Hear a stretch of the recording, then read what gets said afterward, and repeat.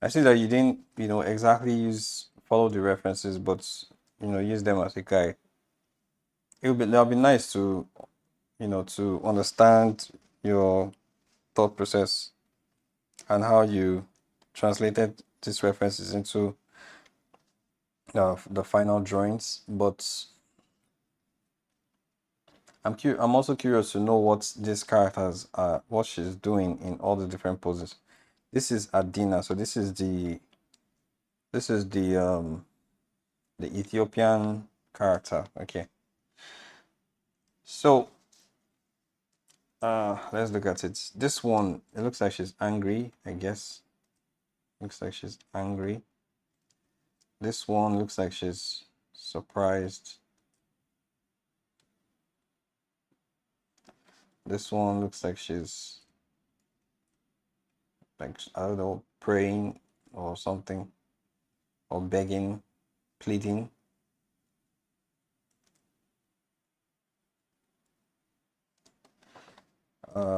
It looks like this one she's she's being playful, I guess.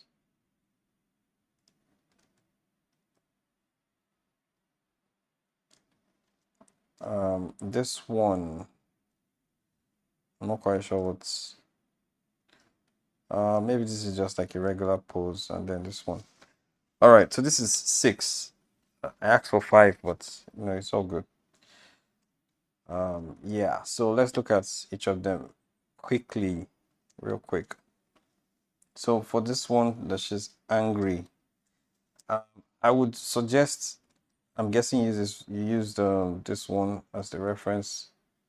I'll suggest you bend her head downwards when someone is mad. Like, if they're mad, they're gonna be bent. And another thing too is you don't have to have the head straight. Like people can be mad and have their head tilted slightly, maybe just a little bit.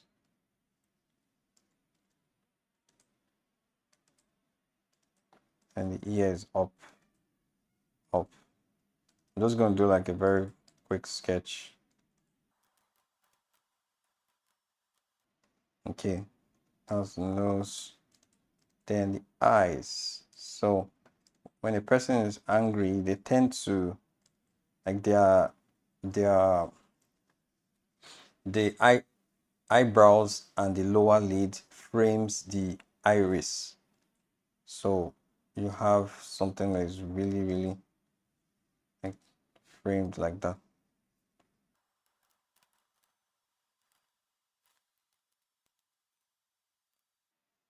Actually, these eyebrows need to be more.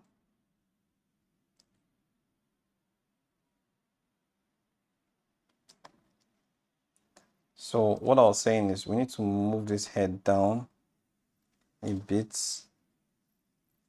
and a person is mad, like there's tendency that they would raise their shoulders up. It doesn't always have to be like that. You can have people's shoulders be down, but in animation, we're trying to exaggerate things to sell the expression more.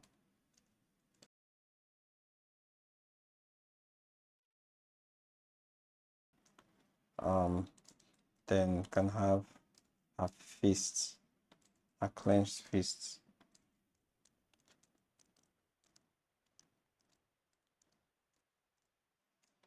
The reason why I'm trying to tilt these things a bit and shift them off center is you don't want your expressions or your drawings generally to be symmetrical. Symmetry can really kill your work.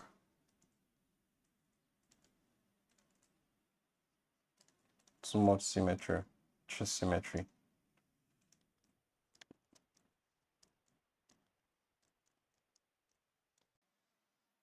So you see that I tilted the head slightly. Then we have the hair.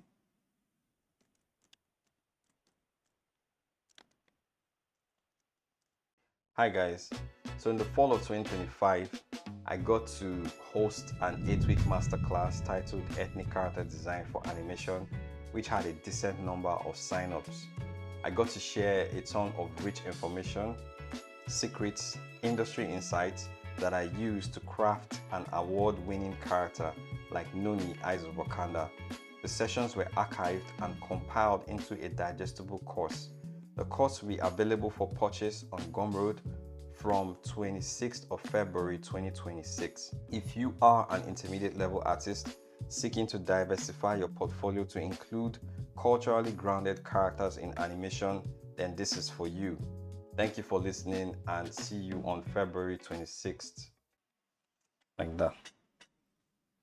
So this is an example of, a person that I think is really mad. For this one that she's shocked, you need to, do a lot more studies on anatomy to get to draw things, right? You can request for the PSD file. I'll send it to you. So this one, she's in shock. So then also the shape, the shape of the character has to be consistent. Like if this is the shape, I'm trying to go with this shape of head. I'm assuming that that's the correct shape. So if that's the correct shape, then you need to draw it correctly here. Because it's when you get the shape right, then the resemblance will always be consistent. If you don't get the way we get resemblance, consistency in resemblance is shape, reducing them to simple shapes. So now this lady is supposed to be in shock. There's no reference here for that, so I think you did this one, you probably did this one by heart. That's one hand, then the thumb is here.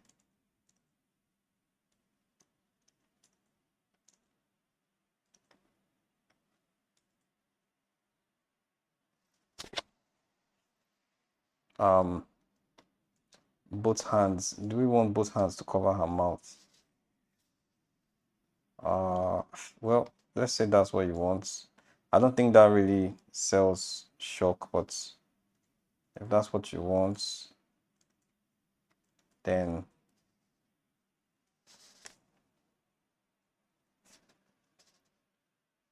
okay. So my hands, I'm also covering my mouth to get the drawing right. So we have the other hand here.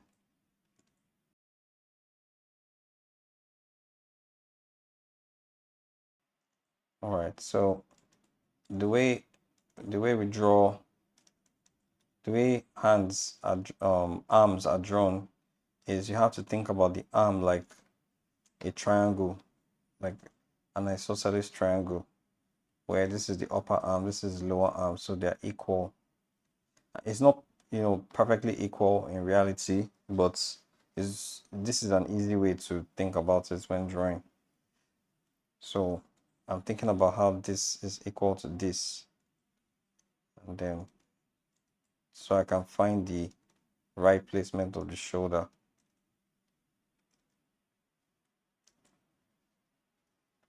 I'm going to flip the canvas at this point to see what it looks like on the other side. Okay, I think it's okay like this. And it looks like she's bent forward. So let's say this is her hips.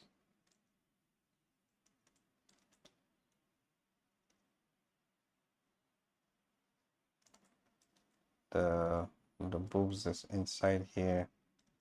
Second one is inside here like this. Okay. The second hand is inside there. All right, so let's draw her eyes. Of course, the eye is gonna pop. But again, we're still thinking about the measurement because these two eyes are really close to each other. So we have to keep, I'm assuming that this is the correct drawing.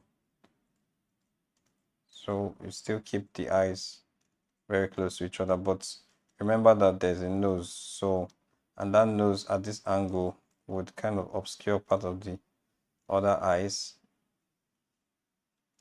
So then her eyebrows going to go up like that. I'll flip the canvas again.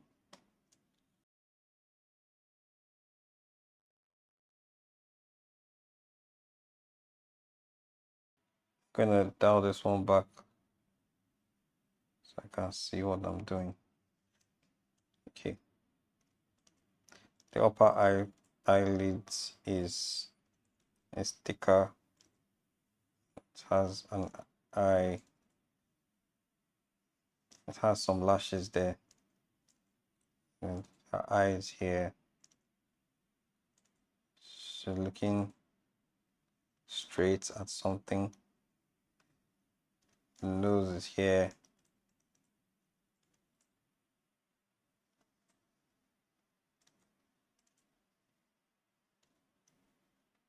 And then, you know, when she's in shock like this, there's stretch going on. You know, there's a principle called stretch and squash. But in a shock pose like this, you're having more stretch because the face is stretching outwards, up and down like this, outwards.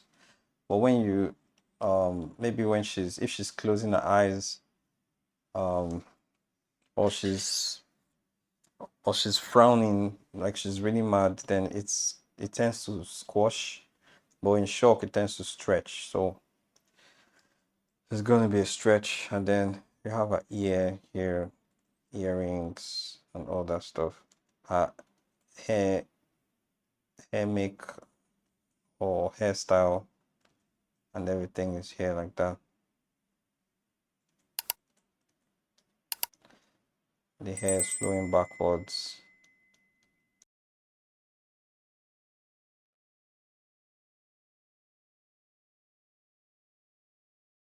So this is a way to draw shock.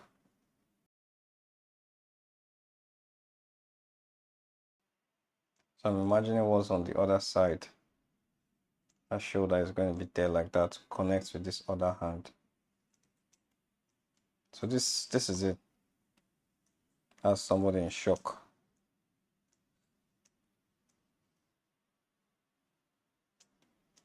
All right. Because of time, I won't be able to look at every single thing, but let's see if I can do one more.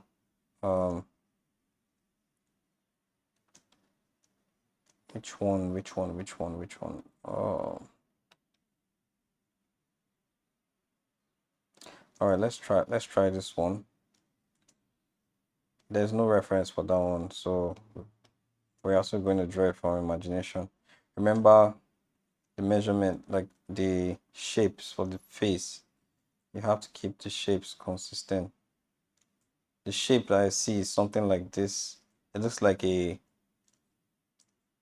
what do you call it? There's a fruit. I think it's an acorn. Yeah, it kind of looks like an acorn, the shape of her head. So it's two shapes. There's a round sphere and then there's a small thing underneath. That's the face I see here.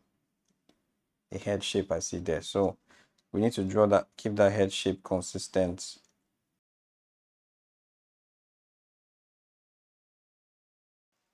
And draw the, actually, I think it would be better I do this other one. I think it would be better I do this one instead because this one is more expressive. So let's do the one where she's pleading. So her head is, I like this one because it's tilted. Her head is tilted and it's more expressive. So So let's look at the shape. So that's the shape. That's the shape. And then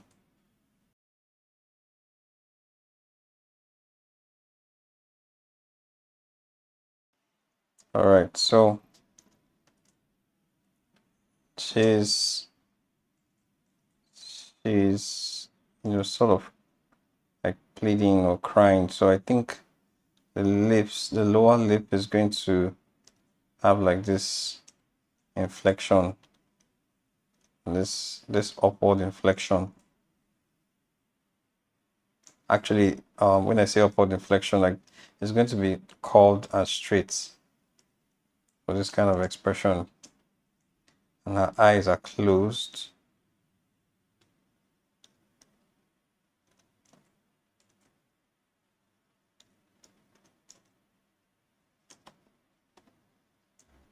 I'm still thinking about this shape. The eyebrows.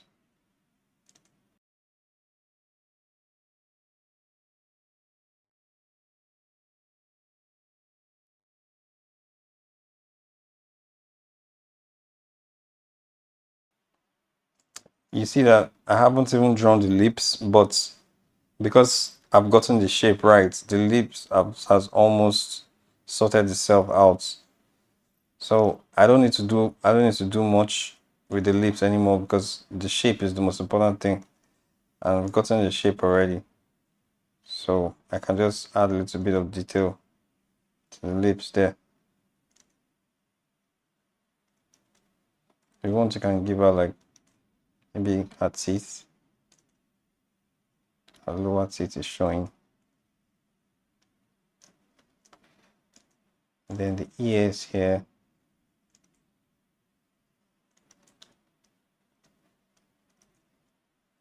I'm going to flip the canvas so I can get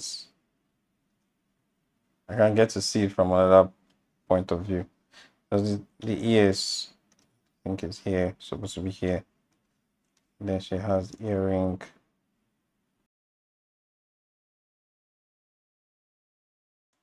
So this is a stylized drawing, but just because it's stylized doesn't mean we're not still going to pay attention to solid drawings or tridimensionality.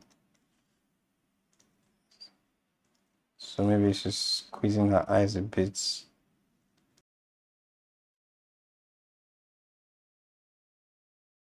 So there's gonna be, I'm thinking about this because there's a stretch downwards, so there's not going to be much wrinkles here. I thought there will be wrinkles. I think it'll be at the top.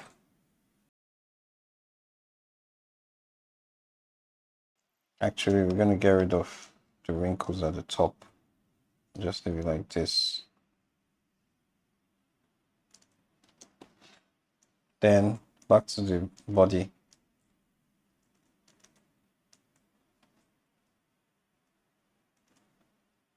So the isosceles triangle again. So it means that the wrist should be somewhere around here, which is what you've done already. So we're gonna draw her hands.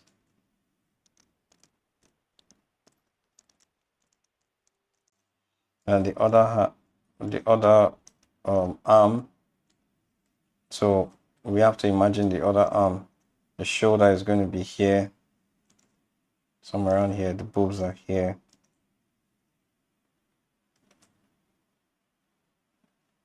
So it means the other arm is going to sit on the side of the boobs like that.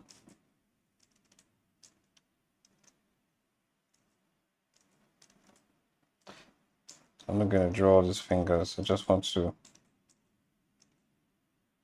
run through this thing real fast. So something like that.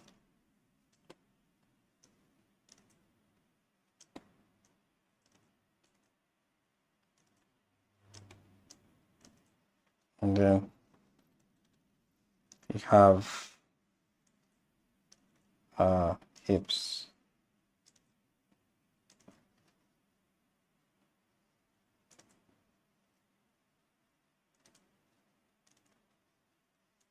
Then the hair, obviously.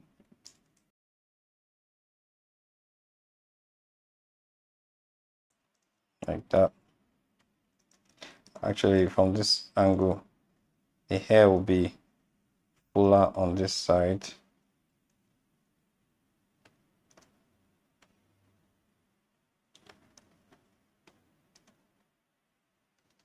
And smaller on the other side.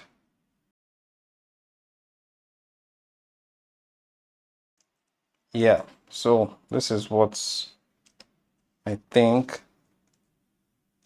So I think it should look like. So we're gonna look at your own again.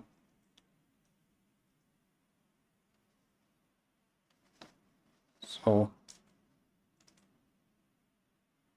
this is mine, this is yours, mine, yours, mine, yours. See the difference? You can put the tears if you want.